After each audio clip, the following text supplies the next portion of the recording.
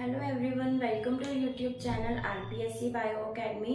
हम जो unit discuss कर रहे थे वो थी एनिमल फिजियोलॉजी और उसके अंदर हमारा जो टॉपिक चल रहा था वो चल रहा था बॉडी फ्लूइड्स एंड सर्कुलेशन। अगर हम बात करें बॉडी फ्लूइड्स एंड सर्कुलेशन की, इसके अंदर हमने बॉडी फ्लूइड्स वाला पार्ट कंप्लीट कर लिया था और सर्कुलेशन के अंदर हमने हार्ट की स्ट्रक्चर को स्टार्ट किया था, हमने हार्ट कंप्लीट किया था। हमने देखा था हार्ट के अंदर कौन कौन से वॉल्व्स जो है वो प्रेजेंट होते हैं और वो कैसे रेगुलेट करते हैं हमारे ब्लड को।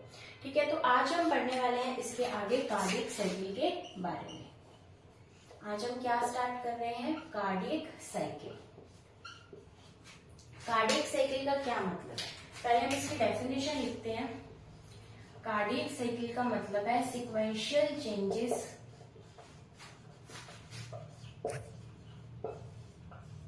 occurring within the heart. Sequential changes occurring within the heart. यानी हमारे हार्ट के अंदर होने वाले सीक्वेंशियल चेंजेस क्या बनाते हैं? कार्डियक साइकिल बनाते हैं। इसका मतलब है कि हमारे हार्ट के अंदर क्या होगा। अगर हम एक सिंपल डायग्राम से समझे कि ये कार्डियक साइकिल क्या होता है, तो ये हमारे पास 2 ऑरिकल्स आ गए और ये हमारे पास 2 वेंट्रिकल्स, यानी 2 आलिंद 2 नीले आ गए। एक कार्डियक साइकिल का मतलब है कि यहाँ पर इम्प्योर ब्लड आता है, यहाँ पर प्योर ब्लड आता है। तो यहाँ से स्टार्ट होकर इसके बाद ये कहाँ जाएगा? वेंट्रिकल्स में, और ये कहाँ जाएगा? लंग्स में, और ये कहाँ जाएगा? ये जाएगा हमारे कंप्लीट बॉडी में, और कंप्लीट बॉडी से वापस कहाँ आएगा? ये यहाँ पर आएगा, और लंग से वापस कहाँ आएगा? यहाँ पर।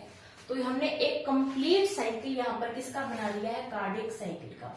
क्यों? क्योंकि यहाँ पर क्या हो रहा है? सीक्वेंशियल चेंजेस हो रहे हैं, यहाँ पर क्रमिक चेंजेस हो रहे हैं। यानी ऑरिकल के बाद ब्लड को वेंट्रिकल्स में ही आना है, वेंट्रिकल्स के बाद या तो ये लंग्स में चला जाएगा या फिर ये कंप्लीट बॉडी में जाएगा, और वहां से ये वापस कहाँ आएगा? ऑरिकल्स में ही आएगा। तो चेंजेस कैसे हो रहे हैं? सीक्वेंशियल चेंजेस हो रहे हैं, और वो कहाँ रहे हैं? Occurring with in the heart, हमारे हार्ट के अंदर। और ये जो भी कार्डियक साइकिल के अंदर जो चेंजेस होते हैं वो क्यों होते हैं? उनका मेन वजह होती है प्रेशर।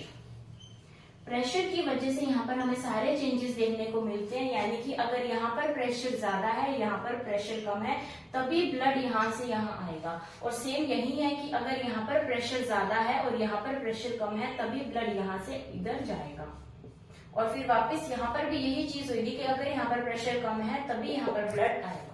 तो ब्लड का आना, ब्लड का सर्कुलेट करना किसके ऊपर डिपेंड करता है? प्रेशर के ऊपर डिपेंड करता है। प्रेशर ही इस ब्लड को सर्कुलेट करने में हेल्प करता है, और एक साइकिल को क्या बोला जाता है? कार्डियक साइकिल बोला जाता है।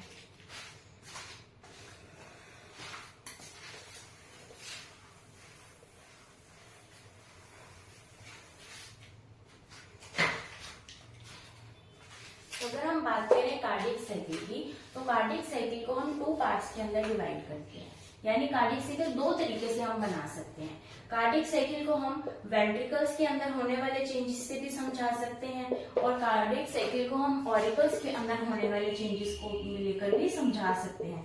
यानी हम ये नहीं कह रहे कि ऑरिकल्स और वेंट्रिकल्स के अंदर होने वाले दोनों चेंजेस को हम कार्डियक साइकिल कह रहे हैं। अभी हम इस चीज को समझते हैं।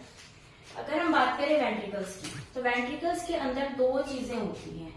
या तो यहाँ पर होगा सिस्टोल, और सिस्टोल के बाद यहाँ पर क्या होगा?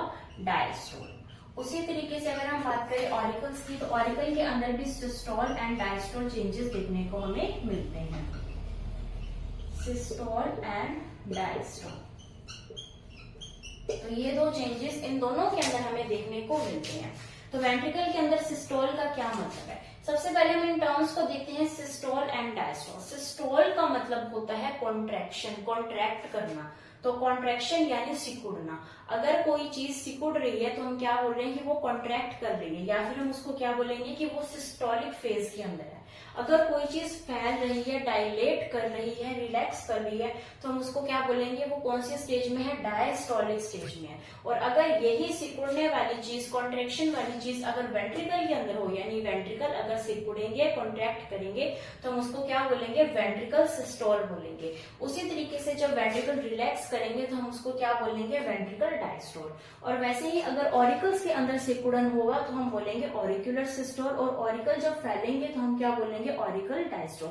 क्योंकि इनके सिकुड़ने से और इनके रिलैक्स होने से ही क्या होता है, एक हार्ट एक पंपिंग ऑर्गन की तरह वर्क करता है, जो कि ब्लड को क्या करता है, सर्कुलेट करता है। तो ब्लड को सर्कुलेट करने के लिए हार्ट को टाइम टाइम पर सिस्टोलिक फेज में जाना पड़ता है और बार बार डायस्टोलिक फेज के अंदर जाना पड़ता है।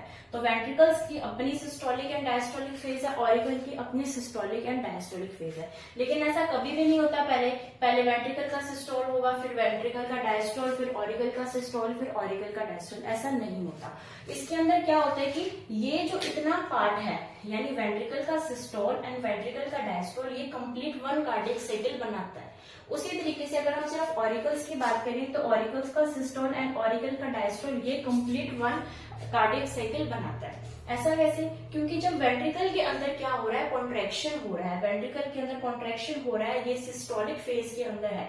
जब ये सिकुड़ रहे हैं, यानी कि यहाँ से जो ब्लड निकल रहा होगा, यानी वेंट्रिकल का जब सिस्टोल हो रहा होगा, ये जब सिकुड़ रहा होगा तो यहाँ से निकलेगा ब्लड। उस टाइम पर जो इसके ऊपर क्या प्रेजेंट है, ऑरिकल, ऑरिकल के अंदर ब्लड भर रहा होगा।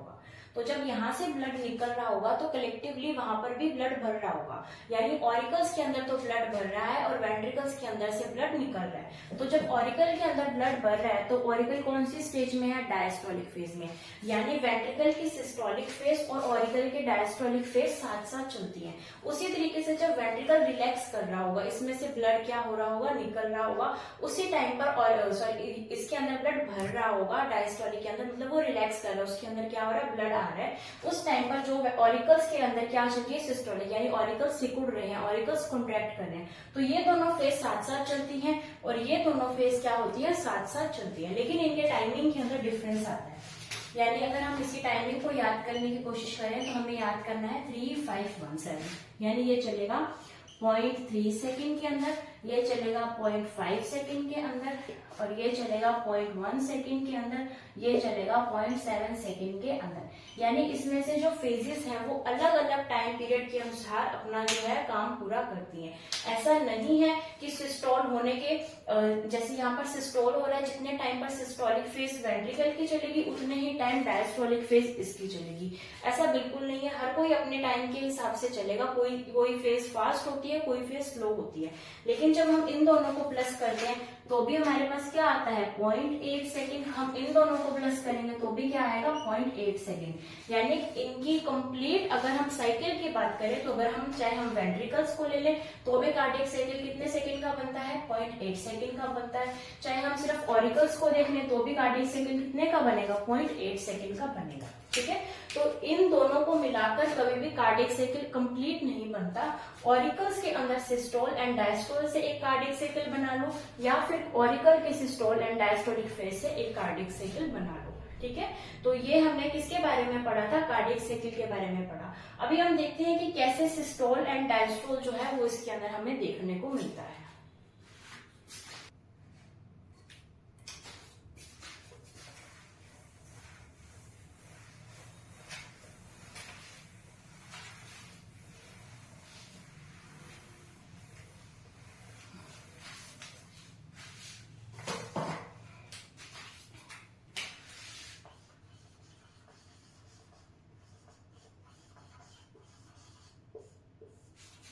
तो हम कार्डियक साइकिल के अंदर पढ़ रहे हैं वेंट्रिकल्स का। यहाँ पर मैं वेंट्रिकल्स लिख रही हूँ, यहाँ पर ऑरिकल्स लिख रही हूँ।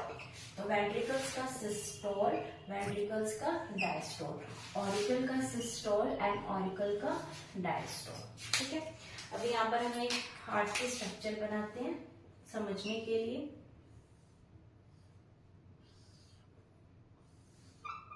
ठीक है, ये राइट साइड है, ये लेफ्ट साइड है, ये ऑरिकल्स है और ये वेंट्रिकल्स।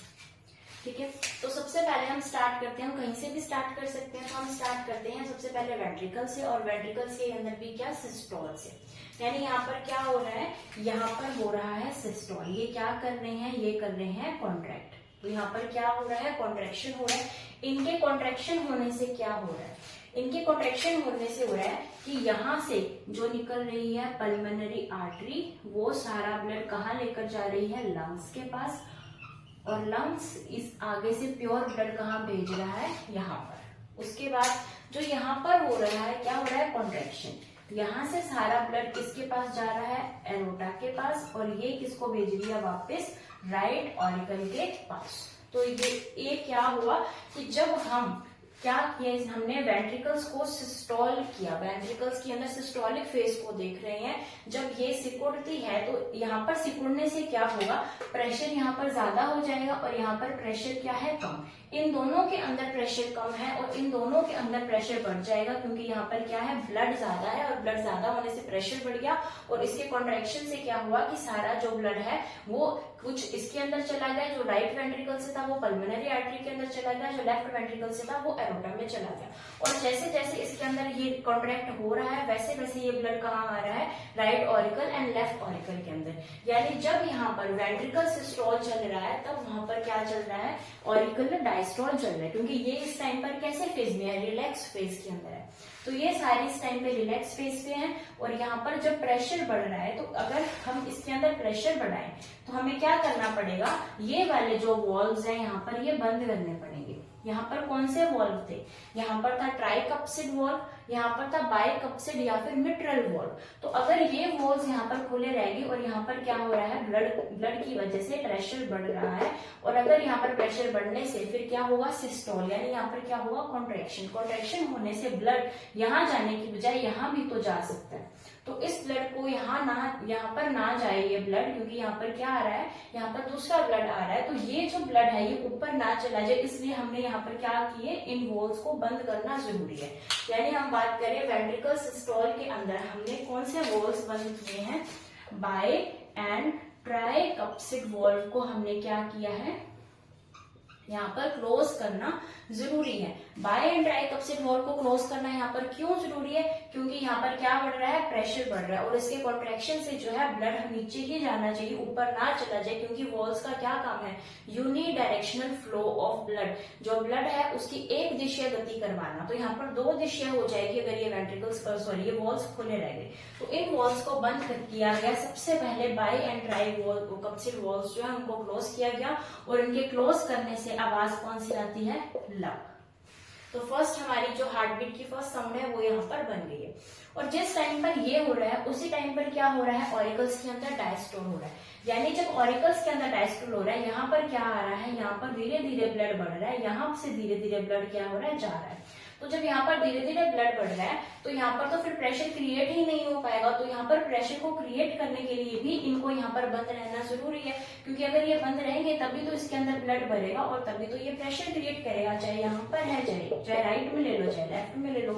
ठीक है, तो इसके लिए भी क्या जरूरी है कि बाय एंड ट्राइकप्सिड वॉल्व यहाँ पर क्या रहते हैं, क्लोज रहते हैं। बाय एंड ट्राइकप्सिड वॉल्व्स यहाँ पर भी क्या रहते हैं, क्लोज रहते हैं। ठीक है, उसके बाद क्या होता है, उसके बाद हम चलते हैं सेकंड फेज की तरफ, जो कि है वेंट्रिकल्स के अंदर डायस्टोल। यानी अब वेंट्रिकल्स के अंदर से सारा ब्लड यहाँ पर चला गया और ब्लड कहाँ भर चुका है, अब जो ब्लड है वो भर चुका है इस राइट ऑरिकल के पास और इस राइट वेंट्रिकल के पास। तो यहाँ पर क्या हो चुका है कि right auricle and left auricle के अंदर ब्लड जो है भर चुका है। यहाँ पर इसका जो सिस्टोलिक फेज था वो क्या हो चुका है, खत्म हो चुका है। तो अब यहाँ पर प्रेशर बढ़ने से यहाँ पर क्या होगा, कॉन्ट्रैक्शन होगा। यहाँ पर बढ़ने से यहाँ पर क्या होगा, कॉन्ट्रैक्शन होगा। किसके अंदर कॉन्ट्रैक्शन होगा, ऑरिकल्स के अंदर कॉन्ट्रैक्शन होगा। जब वेंट्रिकल्स कौन सी फेज में है, अपनी रिलैक्स फेज में है, अपने मजे में बैठे हैं। तो यहाँ पर ये तो अपनी रिलैक्स फॉर्म में बैठे हैं, यहाँ पर क्या हो रहा है, प्रेशर धीरे धीरे बढ़ रहा है। अब प्रेशर बढ़ने से हमने ये वाला जो ब्लड है इसको वेंट्रिकल्स के अंदर भेजना है। तो वेंट्रिकल्स के अंदर ये ब्लड तभी जाएगा जब ये वाले दोनों वॉल्स खुलेंगे। तो यानी अगर हम इसकी डायस्टोलिक फेज की बात करें, डायस्टोलिक फेज का मतलब है कि ब्लड का धीरे धीरे बढ़ना। तो यहाँ पर हम क्या कह सकते हैं कि जो सेमी लूनर वॉल्स थे,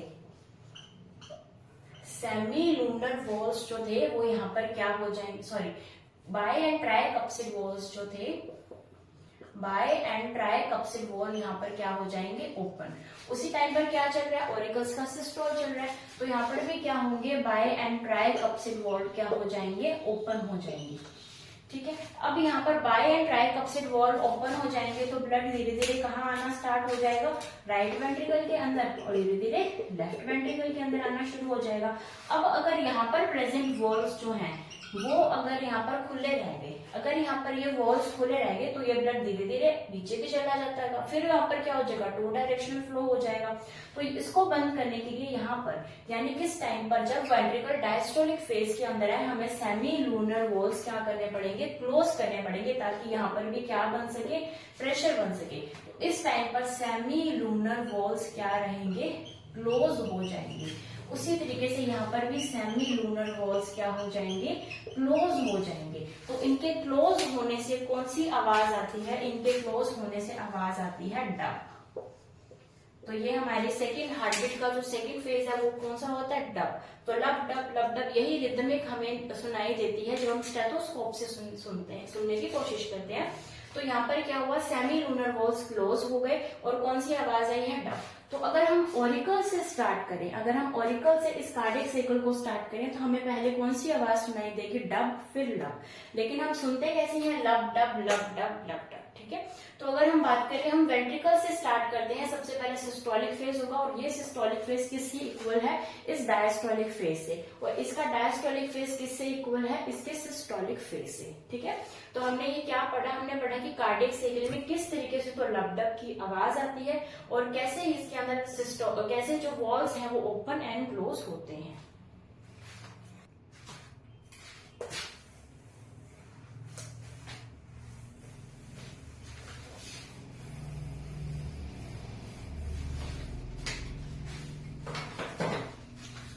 इसके अंदर हमारे सामने थोड़ी सी टर्मिनोलॉजी आती है, हम थोड़ा उसको समझ लेते हैं। एक आती है एंड डायस्टोलिक वॉल्यूम,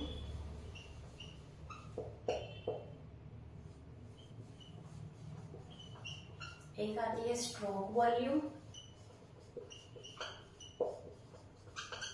एक आती है and systolic volume, and systolic volume, और एक आती है कार्डियक आउटपुट।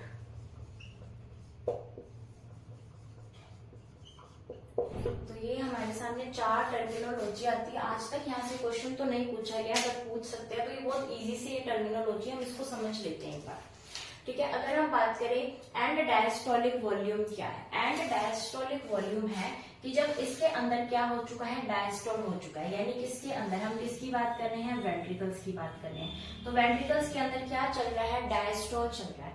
तो डायस्टोल चलने के बाद यानी इसके डायस्टोल चलने के अंदर क्या होता है, यहाँ पर क्या आता है, डायस्टोल के अंदर ब्लड आता है। हमने देखा कि जब कोई अपने डायस्टोलिक फेज में, रिलैक्स फेज में होता है तो उसके अंदर क्या बनता है, क्या बनने लग जाता है, ब्लड बनता है। तो जब डायस्टोलिक वॉल्यूम के अंदर है कौन, हमारे वेंट्रिकल्स जब डायस्टोलिक फॉर्म के अंदर है तो ये कितना ब्लड जो है वो अपने अंदर ले सकते हैं, कितना ब्लड जो है इसके अंदर भरा जा सकता है, वो क्या कहलाती है, एंड डायस्टोलिक वॉल्यूम। यानी जो ब्लड ये फिल कर सकता है इस चैम्बर्स में, इन 2 चैम्बर्स में टोटल फिल किया गया ब्लड क्या कहलाता है, एंड डायस्टोलिक वॉल्यूम। और ये होता है 120 ml, यानी 120 ml ये दोनों चैम्बर्स अपने ब्लड को अपने अंदर फिल कर सकते हैं, जिससे इनफ प्रेशर बन जाता है कि ये आगे अपने सर्कुलेशन कर सके। उसके बाद क्या होता है, स्ट्रोक वॉल्यूम, यानी कि जब हमने ब्लड फिल कर दिया तो इस ब्लड फिल करने के बाद सारा का सारा ब्लड कभी भी आगे नहीं जाएगा। इसका कुछ पार्ट जो है, यहाँ पर प्रेजेंट ब्लड का कुछ पार्ट ही आगे क्या होगा, पंप होगा। तो जितना पार्ट आगे क्या हो रहा है, पंप हो रहा है आगे, यानी जितना पार्ट इस पल्मोनरी आर्टरी में जा रहा है और जितना पार्ट इस एओर्टा में जा रहा है वो वॉल्यूम टोटल क्या कहलाती है, स्ट्रोक वॉल्यूम। यानी ये इसका कितना पार्ट जो है वो पंप हो रहा है। तो अगर हम बात करें पंप कितना होता है, 70 ml। कितना पंप होता है, 70 ml। यानी यहाँ पर भरा तो 120 ml, लेकिन आगे भेजा कितना, 70 ml। तो आगे कितना भेजा, 70 ml। फिर आता है and systolic volume. And systolic volume का मतलब है कि बच कितना गया। हमने क्या किया, इसको इतना भर दिया, ये टोटल कितना भरा 120 ml। इसके बाद इसके अंदर कॉन्ट्रैक्शन हुआ, क्या हुआ, सिस्टोल हुआ। सिस्टोल होने से जितना बाहर चला गया, जितना भेज दिया गया, उसको क्या नाम दिया, स्ट्रोक वॉल्यूम। स्ट्रोक वॉल्यूम यानी अब क्या हो चुका है, सिस्टोल खत्म हो चुका है, सिस्टोल क्या हो गया, खत्म हो चुका है। तो एंड सिस्टोल के एंड पर कितनी वॉल्यूम बची है यहाँ पर ब्लड की, तो वो वॉल्यूम बचती है 50 ml। यानी सिंपल टोटल 120 था, 70 हमने भेज दिया, हमारे पास कितना बचा 50 ml। तो उसे क्या बोला जाता है, एंड सिस्टोलिक वॉल्यूम कहा जाता है। और कार्डिक आउटपुट का मतलब क्या होता है, कार्डिक आउटपुट का मतलब होता है volume of blood pumped by aorta per minute। यानी ये जो एरोटा है ये कहाँ लेकर जा रही है, ब्लड को हमारी कंप्लीट बॉडी के पास लेकर जा रही है। तो ये एरोटा जो है 1 मिनट में कितना ब्लड पंप कर रही है, 1 मिनट में कितना, पर मिनट, 1 मिनट में ये कितनी बार ब्लड जो है वो उसको लेकर जाती है, उसे क्या बोला जाता है, उसे बोला जाता है कार्डियक आउटपुट। तो कार्डियक आउटपुट रिलेटेड है सिर्फ इस एरोटा से कि ये एरोटा कितना ब्लड जो है वो पंप करती है 1 मिनट में, यानी 1 मिनट में कितना ब्लड यहाँ से लेके पूरी बॉडी के अंदर के लेकर जाती है। तो इसे बोला जाता है कार्डियक आउटपुट। तो ये छोटी सी टर्मिनोलॉजी थी जो कि कार्डियक साइकिल से रिलेटेड थी। एक यहाँ पर क्वेश्चन आया हुआ है, कौन सा क्वेश्चन है, एक तो इसके बारे में आया हुआ है कि लब साउंड जो है वो कैसे बनती है, और एक क्वेश्चन आया है कि डब साउंड जो है वो कैसे बनती है। तो ये जो जब कौन क्लोज होता है, लब साउंड तब बनती है जब क्लोज होते हैं बाई एंड ट्राई कप्सिल वॉल, हम डिस्कस कर चुके हैं। और डब साउंड कब होती है, जब क्लोज होते हैं सेमी लूनर वॉल्स। ठीक है, तो ये जो क्वेश्चन है ये आ चुका है, ये दोनों ही क्वेश्चन आए हुए हैं। लब वाला क्वेश्चन आया था ग्रेड 1 2018 के अंदर, और डब वाला क्वेश्चन आया था असिस्टेंट प्रोफेसर 2020 के अंदर। तो हमें ये पता होना चाहिए कि हमें क्या पढ़ना है और क्या छोड़ना है। ठीक है, तो हम इसके आगे चलते हैं और हम देखते हैं कि हार्ट बीट का जो रेगुलेशन है वो कैसे होता है।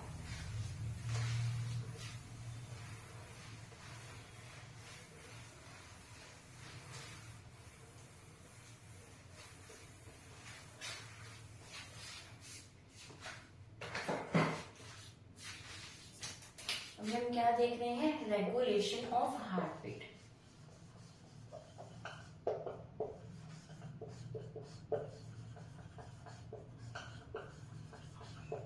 हमारी हार्ट बीट है कितनी, वैसे हमारी हार्ट बीट है 72 टाइम्स पर मिनट, और हमारे सिलेबस में रैबिट है तो हमें उसकी भी पता होनी चाहिए 210 टाइम्स पर मिनट। ठीक है, अगर एक छोटा बच्चा है तो उसकी जो हार्ट बीट है वो हमारे से फास्ट होगी। ठीक है, तो अगर हम बात करें इसकी रेगुलेशन की, तो हमने ये बात की थी कि रेगुलेशन ऑफ हार्ट बीट कौन करता है। जब हम एसवी नोड पढ़ रहे थे तो हमने कहा था कि हार्ट बीट को रेगुलेट तो एसवी नोड करता है, लेकिन वो कैसे करता है, क्या और भी चीजें हैं जो हार्ट बीट को रेगुलेट करती हैं, अभी हम वो डिस्कस करते हैं। तो हार्ट बीट को रेगुलेट करने के लिए 2 चीजें हैं, जैसे कि कुछ तो हॉर्मोन्स हैं जो हार्ट बीट को रेगुलेट करेंगे, और कुछ हमारे जो ब्रेन के अंदर जो प्रेजेंट है हमारा सेंट्रल नर्वस सिस्टम है, ऑटोनोमस नर्वस सिस्टम, उससे होगा। यानी यहाँ पर हम इसके 2 पार्ट्स कर लेते हैं, एक तो आ जाएगा सेंट्रल नर्वस सिस्टम और एक आ जाएगा ऑटोनोमस नर्वस सिस्टम। यानी इन दोनों से भी क्या होती है, हमारी हार्ट बीट रेगुलेट होती है। तो अगर हम बात करें सेंट्रल नर्वस सिस्टम की, तो सेंट्रल नर्वस सिस्टम के अंदर हमारे पास एक पार्ट आता है हमारे ब्रेन का जिसका नाम है मेड्यूला ओब्लोंगेटा। मेड्यूला ओब्लोंगेटा से हमारी हार्ट बीट जो है वो रेगुलेट होती है। कैसे रेगुलेट होती है, यहाँ पर प्रेजेंट होते हैं 2 सेंटर हार्ट बीट से रिलेटेड, एक है cardiac accelerating centre, accelerating centre का मतलब है त्वरित करने वाला, और एक है cardiac inhibitory centre, cardiac inhibitory centre. तो 2 सेंटर प्रेजेंट होते हैं किसके अंदर, मेड्यूला ओब्लोंगेटा के अंदर। एक्सीलरेटिंग से हमें पता चल रहा है कि क्या करेगा, ये त्वरित करेगा, ये बढ़ाएगा, और इनहिबिटरी का मतलब है कि ये क्या करेगा, हार्ट बीट को कम करेगा। तो हार्ट बीट को बढ़ाने के लिए कार्डियक एक्सीलरेटिंग सेंटर यहाँ पर प्रेजेंट है। ये एक्सीलरेटिंग सेंटर क्या करता है, सिंपैथेटिक नर्व को भेजेगा। कौन सी नर्व को भेजेगा, सिंपैथेटिक नर्व को भेजेगा। किसके पास भेजेगा, एसए नोड के पास। तो ये सिंपैथेटिक नर्व को एसए नोड के पास भेजेगा और ये जो एसए नोड है ये क्या कर देगा, ये इस हार्ट बीट को बढ़ा देगा। तो इस हार्ट बीट को बढ़ाने के लिए काम कौन कर रहा है, कार्डिक एक्सीलरेटिंग सेंटर, लेकिन ये करवा किससे रहा है, सिंपैथेटिक नर्व से एसए नोड के पास सिग्नल पहुंचाकर। उसी तरीके से हमारे पास है कार्डिक इनहिबिटरी सेंटर, जो भी कहाँ प्रेजेंट है, मेडुला ऑब्लोंगेटा के अंदर। ये भी ऐसे नोड के पास पहुंच जाएगा, लेकिन ये अपनी वेन चेंज कर देगा, सॉरी नर्व। तो यहाँ पर कौन सी नर्व आ जाएगी, वेगस नर्व आ जाएगी। तो वेगस नर्व किसके पास जाएगी, एसए नोड के पास, और ये कहेगी कि हमें कहा गया है कि हमारी हार्ट बीट को कम कर दिया जाए। तो हार्ट बीट को कम जो है वो भी एसए नोड करता है, उसको बढ़ाता भी एसए नोड है। लेकिन अगर इसके पास एक्सीलरेटिंग सेंटर से सिंपैथेटिक नर्व के द्वारा अगर सिग्नल आए तो ये बढ़ाएगा, और अगर इनहिबिटरी सेंटर से वेगस नर्व के द्वारा सिग्नल आए तो ये घटा देगा। तो ये रोल किसका है, सेंट्रल नर्वस सिस्टम का, हमारी हार्ट बीट को कंट्रोल करने के लिए। उसी तरीके से हम बात करते हैं ऑटोनोमस नर्वस सिस्टम के अंदर। इसके अंदर होते हैं एक तो सिंपैथेटिक और एक parasympathetic nervous system. Sympathetic nervous system and parasympathetic nervous system. तो यहाँ से सिंपैथेटिक नर्वस सिस्टम के अंदर रिलीज किए जाते हैं कुछ चीजें, और कुछ चीजें इसके अंदर पेरिफेरल नर्वस सिस्टम के अंदर जो है पैरासिम्पैथेटिक से रिलीज किए जाते हैं। तो अगर हम बात करें कि सिंपैथेटिक से क्या रिलीज किया जाता है, तो सिंपैथेटिक से रिलीज किया जाता है सिंपैथेटिन। सिंपैथेटिक नर्वस सिस्टम से सिंपैथेटिन रिलीज किया जाएगा, ये हमारी हार्ट बीट को क्या करेगा, बढ़ाएगा। और पैरासिम्पैथेटिक नर्वस सिस्टम से रिलीज किया जाएगा एसिटाइलकोलिन, और एसिटाइलकोलिन हमारी हार्ट बीट को क्या करेगा, कम करेगा। तो हमारा ऑटो नर्वस सिस्टम भी इसके अंदर हेल्प करता है, क्योंकि इसके दो पार्ट्स होते हैं, sympathetic nervous system and parasympathetic nervous system. जो सिंपैथेटिक नर्वस सिस्टम है ये कब एक्टिव होता है, जब हमें किसी चीज से डर लगता है, जब हम बहुत ही, जैसे हम एग्जाम देने जाते हैं, तो एग्जाम देने से पहले वाले जो 5 मिनट हम एग्जाम सेंटर के बाहर खड़े होते हैं, तो उस टाइम पर हमारा सिंपैथेटिक नर्वस सिस्टम बहुत ज्यादा एक्टिव होता है, क्योंकि तब हमें क्या लग रहा होता है, डर लग रहा होता है। उस टाइम पर हमें जो है प्यास बहुत ज्यादा लगती है ना। उस टाइम पर हमारा जो है मुंह सूख जाता है और हमारी हार्ट बीट जो है वो फास्ट हो जाती है। क्यों, क्योंकि वहां पर क्या रिलीज होता है, सिंपैथेटिक। और जैसे ही हम हमारा एग्जाम अच्छा हो जाता है और अब हम एग्जाम हॉल से बाहर आते हैं, तब हमारा पेरिफेरल नर्वस सिस्टम जो है वो कैसा हो जाता है, वो एक्टिव हो जाता है, जिसकी वजह से हमारी हार्ट बीट भी नॉर्मल हो जाती है, क्योंकि वो क्या रिलीज कर रहा है, एसिटाइलकोलिन रिलीज कर रहा है। यानी जब हमें डर लगता है उस टाइम पर जितनी भी हमारी बॉडी में चेंजेस होते हैं वो सिंपैथेटिक नर्वस सिस्टम की वजह से होते हैं, और जब हम नॉर्मल हो जाते हैं उस डर से, उस टाइम पर पैरासिम्पैथेटिक नर्वस सिस्टम एक्टिव हो जाता है, और ये सारे क्यों होते हैं, एसिटाइलकोलिन की वजह से। उसके बाद हम कहते हैं कि हार्मोन्स भी हार्ट बीट को रेगुलेट करते हैं। कौन कौन से हार्मोन्स करते हैं, जैसे कि मेनली 2 हार्मोन्स यहाँ पर हमें देखने को मिलते हैं। एक तो थायरोक्सिन, थायरोक्सिन के बढ़ने से हार्ट बीट जो है वो हमारी बढ़ जाती है, और एक एड्रेनलिन हार्मोन के बढ़ने से भी हमारी जो हार्ट बीट है वो क्या हो जाती है, बढ़ जाती है। तो ये है complete regulation of heart beat. Heart beat का रेगुलेशन जो है वो हमारा ब्रेन भी करता है, वो हमारा ऑटोनोमस नर्वस सिस्टम भी करता है, और वो हार्मोन्स भी करते हैं। तो अगर हम बात करें कि हमारा हार्ट रेट, हमारी हार्ट बीट कब बढ़ेगी, तो हमारी हार्ट बीट बढ़ेगी जब हमारे पास, हम क्या कहें, सिंपैथेटिक नर्व जो सिग्नल भेजे, सिंपैथेटिक नर्व के सिग्नल भेजने से हमारी हार्ट बीट बढ़ जाएगी। सिंपैथेटिन से हमारी हार्ट बीट क्या हो जाएगी, बढ़ जाएगी। उसके अलावा हम बात करें टेम्परेचर से, तो टेम्परेचर के बढ़ने से भी हमारी हार्ट बीट बढ़ती है, यानी कि जब हमें फीवर होता है तो उस टाइम पर भी हमारी हार्ट बीट जो है वो तेज हो जाती है। तो टेम्परेचर के बढ़ने से भी जो है हार्ट बीट जो है वो तेज होती है। उसके अलावा जब हम एक्सरसाइज करते हैं तो एक्सरसाइज के टाइम पर भी हमारी हार्ट बीट जो है वो बढ़ जाती है। उसके अलावा अगर हमारी बॉडी से लॉस ऑफ ब्लड, यानी हमारा एक्सीडेंट हो गया और हमारी बॉडी से जो ब्लड है वो बाहर निकल रहा है, उस टाइम पर भी क्या होगा कि हमारी हार्ट बीट जो है वो बढ़ जाएगी। या फिर अगर हमारा हार्ट की मसल्स जो है वो वीक है, क्या है, वीक हार्ट मसल्स हैं, तो हार्ट मसल्स जब वीक होती हैं उस टाइम पर भी क्या होता है कि हमारी जो हार्ट बीट है वो बढ़ जाती है। यानी अगर हमारा हार्ट स्ट्रॉन्ग है, अगर हम स्ट्रॉन्ग रहते हैं, हेल्दी रहते हैं, तो हमारी हार्ट बीट कम होती है, और अगर हमारा हार्ट जो है वो वीक है, उसकी मसल्स वीक है, तो हमारी हार्ट बीट कैसी रहती है, फास्ट रहती है। ठीक है, तो सिंपैथेटिक नर्व की वजह से भी हमारी हार्ट बीट फास्ट हो जाती है, क्योंकि सिंपैथेटिक नर्व क्या कर रही है, ऐसे नोड को सिग्नल भेज रही है कि आप बढ़ाओ। सिंपैथेटिन की वजह से भी बढ़ रही है। रिलीज कहां से हो रहा है, सिंपैथेटिक नर्वस सिस्टम से रिलीज हो रहा है। उसके बाद टेम्परेचर के बढ़ने से, एक्सरसाइज करने से, ब्लड के लॉस ऑफ ब्लड जब ज्यादा हो जाए या फिर हमारी हार्ट मसल्स के वीक होने से भी हमारी हार्ट बीट बढ़ती है। तो आज के लेक्चर के लिए इतना ही। कल हम इससे आगे पढ़ेंगे। तब तक आप वीडियो को लाइक कीजिए, शेयर कीजिए, हमारे चैनल को सब्सक्राइब कीजिए। Thank you.